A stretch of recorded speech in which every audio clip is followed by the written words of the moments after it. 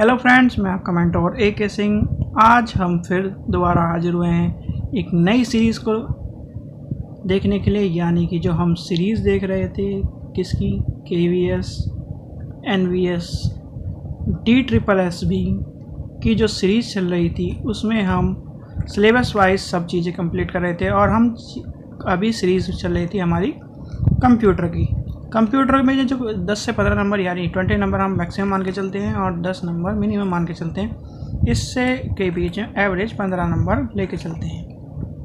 तो इसके बीच क्वेश्चन आते हैं और इसके बीच के जो क्वेश्चन हैं हमें कंप्लीट सिलेबस के हिसाब से क्वेश्चन करने हैं। अब हमारी सारी चीज़ ज़्यादातर कंप्लीट हो गई है। जनरेशन देख लिया हमने, एब्रीविएशन देख ली, मेमोरी स्टाइल देख लिया, जो मेन चीज़ थी वो सारी हमने देख ली। अब जो मेन चीज़ आती है वो आती है फैक्ट कंप्यूटर के, जो पूछे जाते हैं टीचिंग एग्ज़ाम में, और हिस्ट्री। तो आज से हम उसे देखेंगे और वो भी मैक्सिमम आपको 5 से 10 वीडियो में वो मिल जाएगा। और उसके बाद आपका कंप्यूटर का ओवरऑल जितना भी सिलेबस टीचिंग एग्ज़ाम में आता है वो सारा कवर हो जाएगा। ठीक है बच्चों। उसके बाद आपको नेक्स्ट चीज़ पढ़ाई जाएगी, या तो साइकोलॉजी, वो भी उसी हिसाब से पढ़ाई जाएगी, या फिर जीके जो टीचिंग एग्ज़ाम में आती है। तो समय व्यर्थ करते हैं, चलिए शुरू करते हैं। देखिए, कंप्यूटर की हिस्ट्री और इम्पोर्टेंट फैक्ट्स जो होते हैं वो आपके लिए बहुत ही महत्वपूर्ण है। यानी कि इससे क्वेश्चन आपको, जैसे कि शॉर्टकट की से इम्पोर्टेंट होते हैं कि 2 से 3 क्वेश्चन मिल जाते हैं, इससे आपको ज़्यादा क्वेश्चन मिलेंगे, क्योंकि यहाँ से ही आपसे एक आपको मेमोरी से क्वेश्चन मिलेगा, शॉर्टकट की से क्वेश्चन मिलेगा, फिर यहाँ से क्वेश्चन मिलेंगे, तो इस तरह से एब्रीविएशन से क्वेश्चन मिलेंगे। तो इस तरह से कंप्यूटर में जो क्वेश्चन होते हैं वो मिलते हैं। और हमें पूरे के पूरे नंबर चाहिए, यानी कि अगर पेपर में कंप्यूटर का पार्ट 20 नंबर का है तो 20 नंबर पूरे के पूरे चाहिए। इसलिए हम सिलेबस के हिसाब से पेपर देख रहे हैं, यानी कि सिलेबस के हिसाब से जो चीज़ें हैं उसी को पढ़ रहे हैं, एक्स्ट्रा चीज़ों को नहीं पढ़ रहे, क्योंकि ज़्यादा चीज़ पढ़ने का हमें कोई फ़ायदा नहीं है। हमें कोई कंप्यूटर का टीचर नहीं बनना है, या किसी चीज़ का हमें बनना है नॉर्मल टीचर, यानी कि PRT बनना है, TGT या PGT के लिए हमें पढ़ाई करनी है, जो भी टीचिंग एग्ज़ाम में पूछे जाते हैं। तो चलिए सबसे पहले देखते हैं। आपको जिस चीज़ पे मैं स्टार लगाऊं वो आप नोट कर लीजिए, वो इम्पोर्टेंट है। ठीक है। तो सबसे पहला ही पॉइंट इम्पोर्टेंट है। चार्ल्स बेबेज को कंप्यूटर के क्षेत्र में उनका योगदान माना जाता है, या आधुनिक कंप्यूटर का पिता माना जाता है, या जनक माना जाता है। अगर आपसे पूछा जाए कि father of modern computer science, तो उसका नाम आप लिखोगे चार्ल्स बेबेज। इसे आप नोट कर लीजिए, और ये कई बार पूछा गया क्वेश्चन है। नेक्स्ट है, आधुनिक कंप्यूटर के विकास में सर्वाधिक योगदान अमेरिका के डॉक्टर वैन न्यूमैन का है। इन्होंने डाटा को, यानी कि डाटा संग्रह में जो आता है आपने देखा होगा, 0 और 1 संग्रह के हम कंप्यूटर के डाटा को संग्रहित करते हैं। कोई भी जो कंप्यूटर हो वो 0 और 1 पर चलता है, तो उसके लिए किसका योगदान है? डॉक्टर वैन न्यूमैन का। नेक्स्ट आता है 1947 में बेल लेबोरेटरीज के जॉन वार्डन विलियम्स तथा वार्डर विलियम के ट्रांजिशन का आविष्कार किया। तो आपने देखा होगा, जब हम क्या पढ़ रहे थे, जनरेशन ऑफ कंप्यूटर, तो first generation, second generation, third generation, उसमें आपने देखा होगा एक जगह आता है ट्रांजिस्टर का आविष्कार, vacuum tube, transistor, chip, microchip, इस तरह आते हैं। और जो 5th जनरेशन है वो आर्टिफिशियल इंटेलिजेंस। तो इस तरह से जो आता है वो इम्पोर्टेंट, इस पर भी आप लगा लीजिए, ये भी पूछा जा सकता है। नेक्स्ट है सेमीकंडक्टर पदार्थ, SI या जनरेटर GE का ट्रांजिस्टर बनाने के तीव्र डिज़ाइन था। ये आपसे पूछा नहीं जाएगा, पर आप इसको तब भी नोट कर लीजिए। इंटीग्रेटेड सर्किट का विकास 1958 में जैक कैल्वी तथा रॉबर्ट न्यू द्वारा किया गया। तो ये इम्पोर्टेंट आपसे पूछ लिया जाता है, जो पूछा जाएगा। नेक्स्ट देखते हैं, सिलिकॉन की सतह पर बने इस प्रौद्योगिकी को माइक्रो इलेक्ट्रॉनिक यानी माइक्रो इलेक्ट्रॉनिक के नाम से जाना जाता है। किसको माना जाता है? इसको जाना।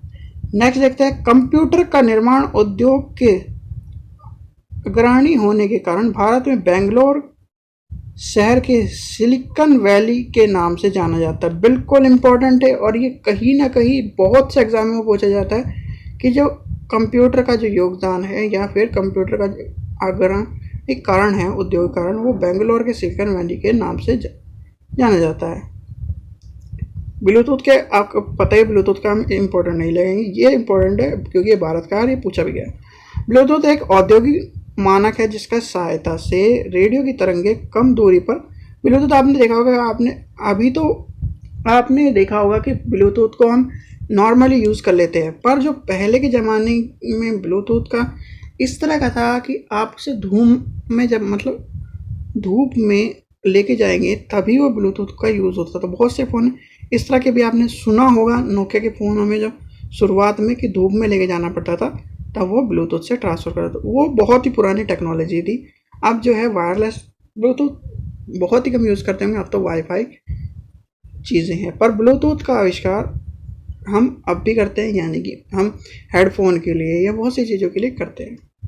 ठीक है, तो ब्लूटूथ का अगर पूछा जाए तो वैसे तो इम्पोर्टेंट नहीं है, पर ये आप बता सकते हैं कि ब्लूटूथ एक वायरलेस तकनीक है। नेक्स्ट है, विश्व का सबसे तेज सुपर कंप्यूटर IBM का ब्लू जेन है। इसे इम्पोर्टेंट लगा, ये पूछा जा सकता है कि सबसे तेज कंप्यूटर कौन सा है, कहाँ किसका है? IBM का। नेक्स्ट चलते हैं, भारत के सबसे तेज सुपर कंप्यूटर एका है। यह टाटा के समूह की CRL computer research lab Pune द्वारा विकसित किया गया है। तो इसे भी इम्पोर्टेंट लगाएं, जो इम्पोर्टेंट लगाया जा रहा है उसे आप बिल्कुल इम्पोर्टेंट लगा दीजिए और इसके नोट्स बना लीजिए। नेक्स्ट देखते हैं, नेक्स्ट क्या कह रहा है, UPC जिसका प्रयोग अमेरिका के सुपर कंप्यूटर के उत्पादन पर नज़र रखने के लिए किया गया सर्वाधिक प्रयोग में आने वाला बार कोड है। तो ये इम्पोर्टेंट नहीं है, पर आप याद रखिए। 0 से 9 तक संख्याओं को 4 समूह प्रयोग किया जाता है। लगा लीजिए आप इसे इम्पोर्टेंट, क्योंकि ये पूछा जा सकता है, कभी कभार इस तरह के पूछे जाते हैं। लेज़र क्या है? Light amplification by simulated latest emission of radiation का संक्षिप्त रूप, जिसका आविष्कार ने किया था। इसे भी लगा लीजिए इम्पोर्टेंट। फोर्टन पहली उच्च भाषा HLL मानी जाती है, जिसका विकास 1957 में IBM कंपनी के जॉन बैकस ने किया। इसे भी लगाइए क्योंकि इस तरह के क्वेश्चन भी पूछे जाते हैं। जो पहले वाले सभी, चाहे कोई सा भी सब्जेक्ट हो आप, जिसमें लिखा हो कि पहला आविष्कार किया, पहली भाषा है, या ये इस तरह कहा जाता है कि भारत के पहले नेशनल अवार्ड किसने जीते, उस तरह क्वेश्चन आते हैं। तो इस तरह क्वेश्चन पूछे जाते हैं। जैसे चांद पर पहला कदम किसने रखा, तो नील आर्मस्ट्रॉन्ग, इस तरह क्वेश्चन पूछा जाता है। नेक्स्ट देखते हैं, यूनिक्स ऑपरेटिंग सिस्टम C भाषा में लिखा गया पहला महत्वपूर्ण प्रोग्राम है। ये पहले वाले क्वेश्चन इंपॉर्टेंट लगा। पहला कंप्यूटर नेटवर्क 1981 में तैयार किया गया, जिसमें ईथरनेट कहा गया था, यानी ईथरनेट जो हम ईथरनेट पोर्ट या इस तरह का कहा जाता है, तो वो ईथरनेट का क्या गया था 1981। इंटरनेट का आरंभ 1969 में अमेरिका रक्षा विभाग द्वारा ऑपरेटिंग आर्पनेट की आपसे फुल फॉर्म पूछी गई है, तो इसलिए इसे नोट कर लें, बिल्कुल नोट कर लें, मोस्ट इम्पॉर्टेंट है ये ARPANET. Advance research project agency network, यानी कि आर्पनेट।